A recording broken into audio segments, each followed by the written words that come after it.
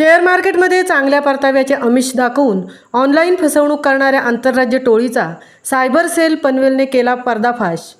8 जण ताब्यात। शेअर मार्केटमध्ये चांगल्या परताव्याचे आमिष दाखवून ऑनलाईन फसवणूक करणाऱ्या आंतरराज्य टोळीचा सायबर सेल पनवेलने पर्दाफाश केला असून आतापर्यंत 8 जणांना ताब्यात घेतले आहे।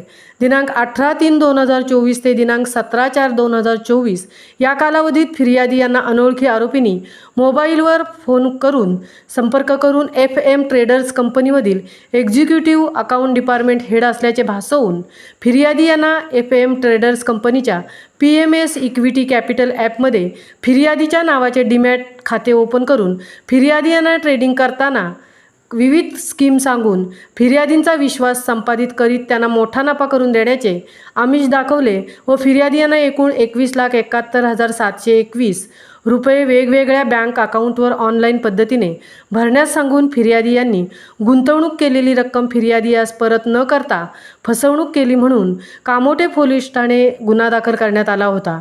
ऑनलाईन शेअर मार्केट फ्रॉड गुन्ह्यामध्ये वाढ होत असल्याने सदर गुन्ह्याची उकल करून आरोपितांना जेरबंद करण्याच्या अनुषंगाने पोलीस उपायुक्त परिमंडळ 2 पनवेलचे विवेक पानसरे यांच्या आदेशाने सदरचा गुन्हा EMC सायबर सेल पनवेल यांच्याकडे पुढील तपासाकरता देण्यात आला आहे।